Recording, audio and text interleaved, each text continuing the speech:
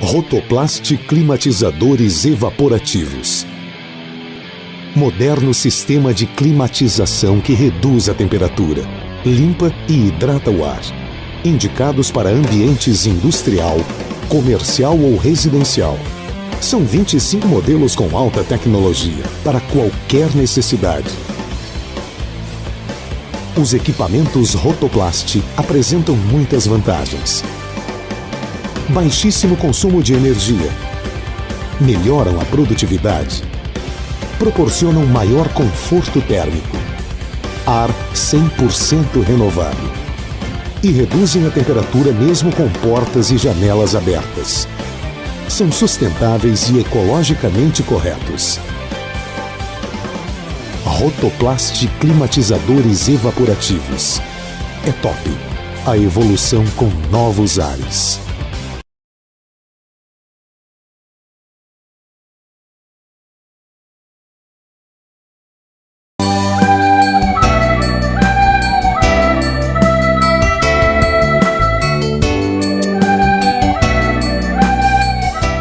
Olá pessoal, está no ar mais um Educar e o tema de hoje é a medicalização no cotidiano escolar.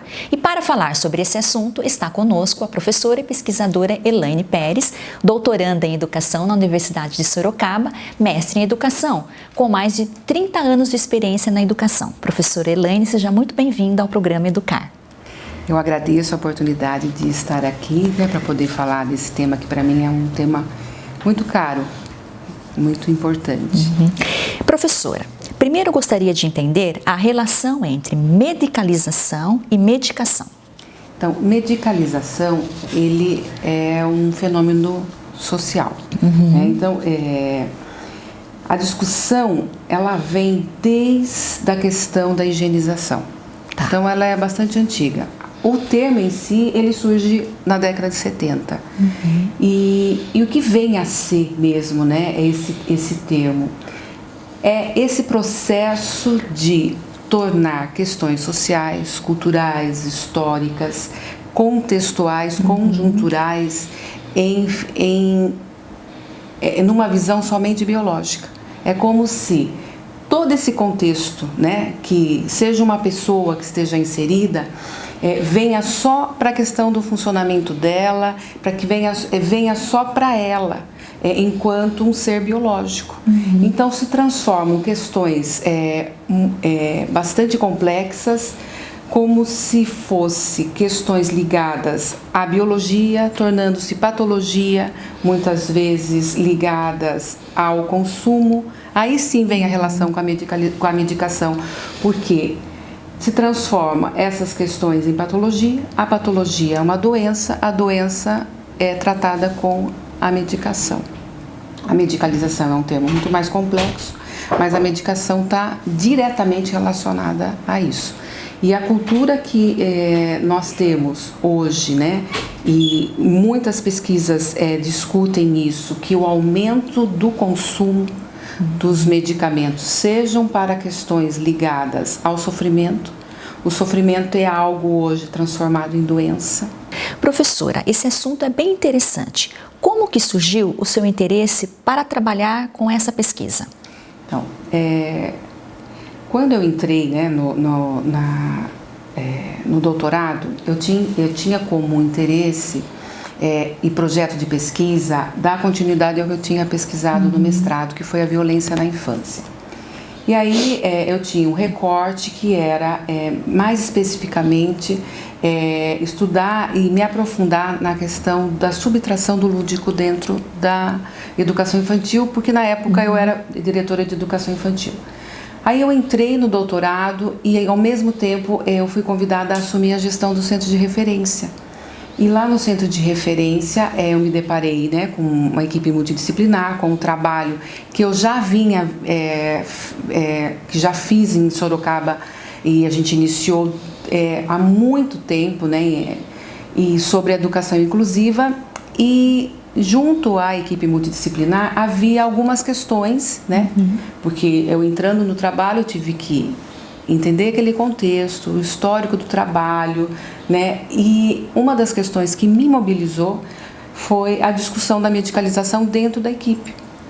Nós tínhamos uma demanda muito grande de queixa da demanda escolar que chegava ao centro de referência, e o centro de referência naquela época fazia essa interlocução junto aos serviços de saúde, e chegava-se muita queixa em relação aos... São várias terminologias, seja o fracasso escolar, distúrbio de aprendizagem, transtornos de aprendizagem, ou não aprender em si.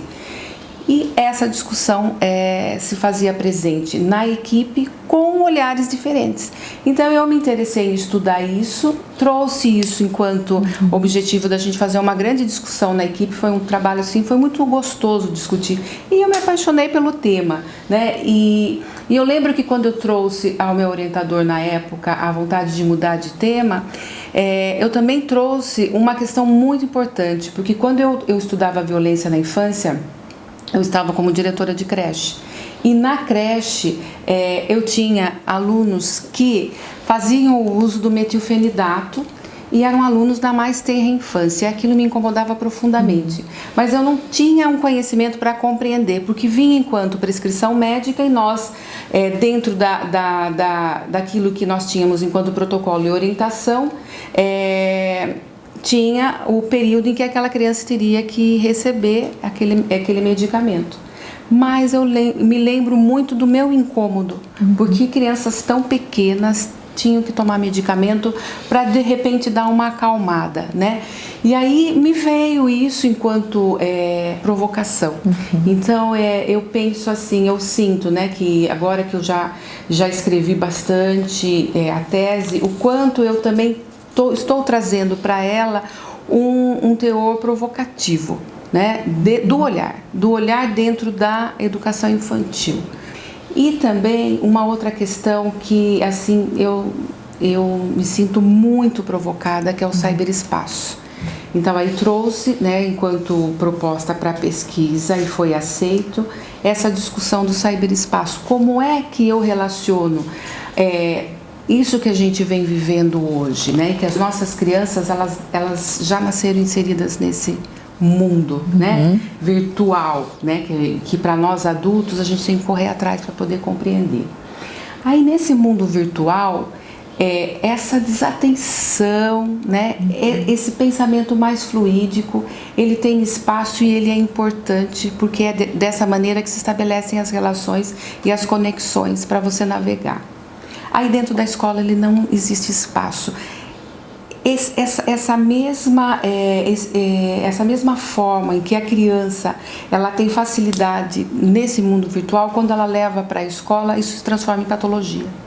Professora, na cidade de Sorocaba, existe algum movimento ou um grupo que faça uma discussão sobre essa temática?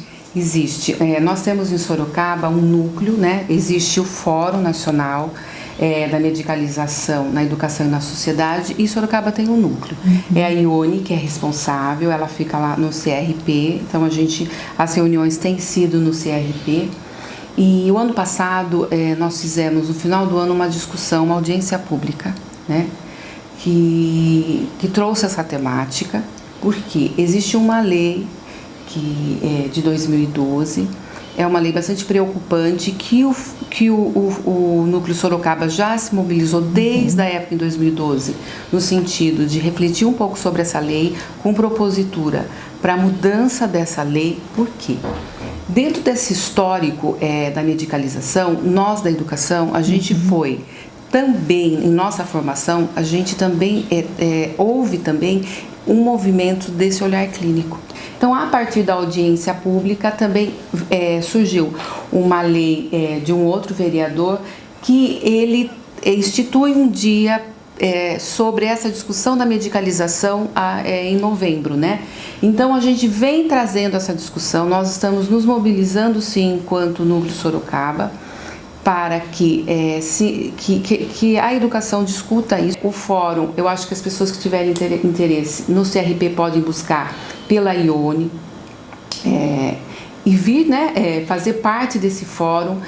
É um assunto muito importante, é um assunto que traz um certo incômodo, né? A gente, enquanto pesquisadora, meu interesse não é simplesmente falar, olha, o ser humano não precisa tomar medicamento. É lógico, isso seria